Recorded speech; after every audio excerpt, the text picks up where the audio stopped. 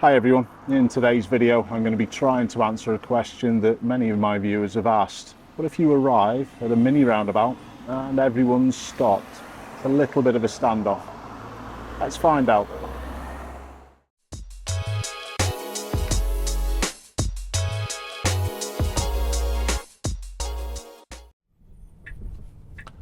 So let's have a look at the basic rules for mini roundabouts first.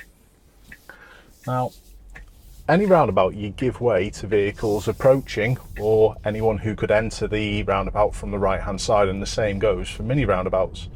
And this is where the problem can happen. If three people arrive at the same time, they are all giving way to each other. But there are certain things that you can do to stop this from happening.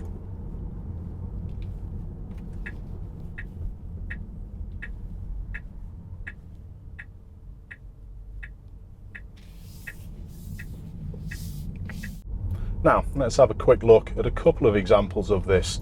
The second one that you're going to see will probably make you chuckle. My viewer wants to go ahead at this roundabout, and even from back here you can be planning the space that you're probably going to be using. The white Audi to the left is the next vehicle that's going to block vehicles from the right. And as we see, the police car is blocking my viewer from proceeding onto the roundabout. So this has left a space for the Audi to emerge. But they don't take it quite positively enough. And because of this, the Peugeot driver now thinks that they've got time to go. And this causes a little bit of a standoff. My viewer works the situation out really quickly and does the best job to allow everything to flow. Top class. This one's a little different, where everyone's a little too positive.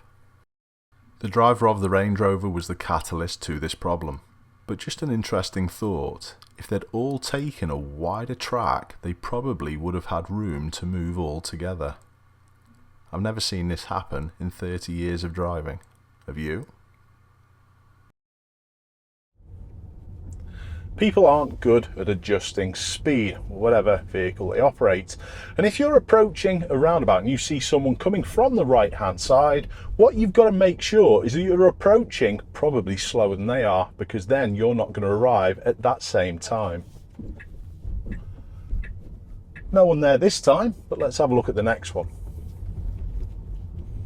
So I can already see the BMW, and I know that that BMW is going to be passed. So therefore, I can fit into this space before the Mercedes, and that's what it's all about.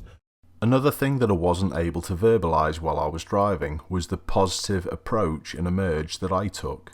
This stops this vehicle on the left ever getting confused. But this again must be balanced with not approaching too fast, so you couldn't stop if it did just emerge without looking properly.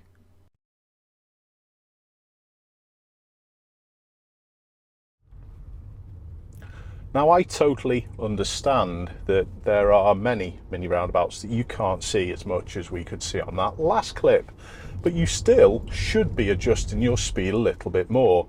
But the key to not getting caught stopping where everyone else is stopping is again something that I've mentioned in a previous video, and it's an ability to creep.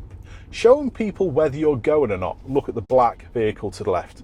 They're stopped. Perfect. If they'd had started to creep forward, I've got an idea that they're going to go.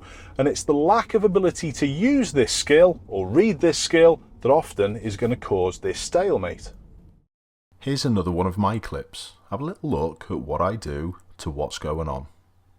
The junction's quite close to the left, but it's really open to the right. You can see far into this road. I'm ignoring the white car because it's passing, but I'm watching the speed of the black one to the right. And because it slowed, I was able to flow on. Try not to arrive at mini roundabouts and then start working them out. Because if you arrive, stop and then look, your stopping could be telling the wrong story. As normal, I hope that helps. Thanks a lot for watching everyone. You take care, I'll see you soon.